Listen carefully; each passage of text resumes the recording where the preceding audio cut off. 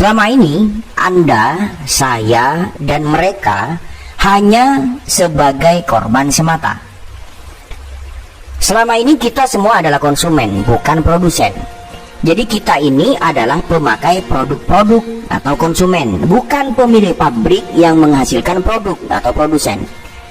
Sebagai konsumen, kita telah mengeluarkan puluhan hingga ratusan juta untuk memenuhi kebutuhan rumah tangga kita. Walaupun kita mendapat produk, sesungguhnya konsumen itu posisinya sebagai korban. Kerja banting tulang siang dan malam hanya untuk membeli produk-produk pabrik tersebut untuk kebutuhan keluarga setiap bulan. Di era digital saat ini, harusnya kita menaikkan posisi kita lebih tinggi. Bukan hanya konsumen saja, tapi sebagai prosumer atau profitable consumer. Dalam arti konsumen yang juga berhak mendapatkan profit berupa keuntungan bisnis.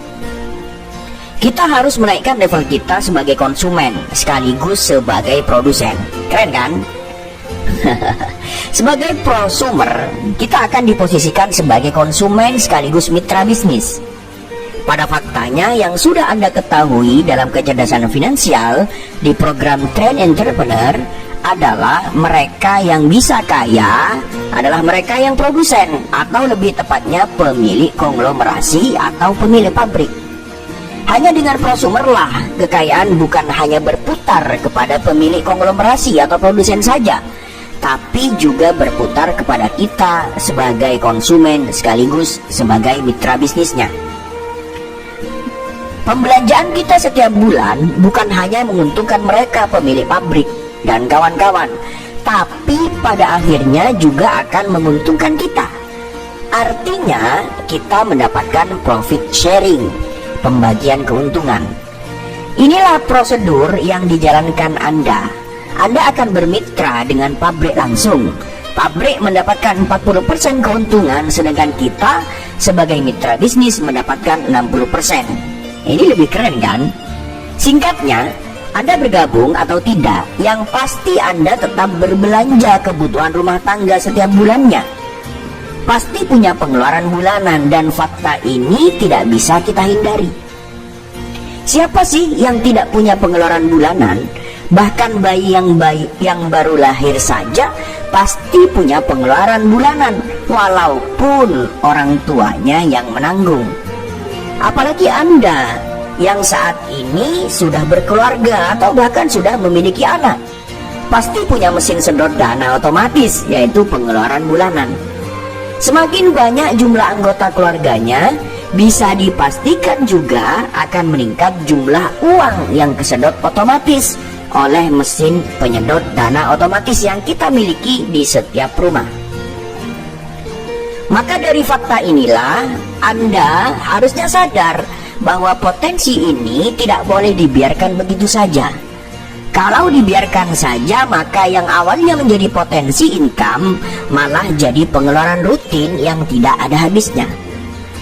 Coba saja hitung, kalau kebutuhan keluarga Anda sebulan butuh 1 juta sampai 1,5 juta rupiah, maka dalam setahun Anda menghabiskan pengeluaran sebanyak 12 juta sampai 18 juta rupiah. Sekarang saya mau tanya, berapa usia Anda saat ini? 30 tahun? 40 tahun? 50 tahun? Atau bahkan 60 tahun?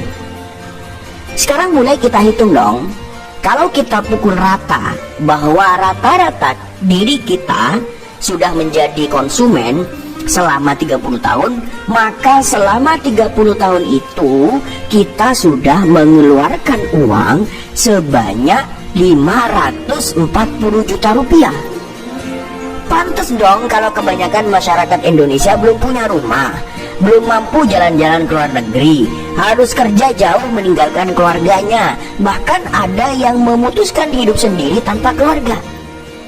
Ternyata rata-rata orang hanya hidup untuk pengeluaran bulanan ini, dalam artian untuk menyambung hidup.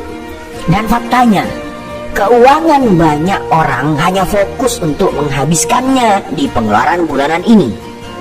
Sayang dong kalau ada potensi bisnis prosumer yang memanfaatkan pengeluaran bulanan menjadi income ini tidak kita gunakan.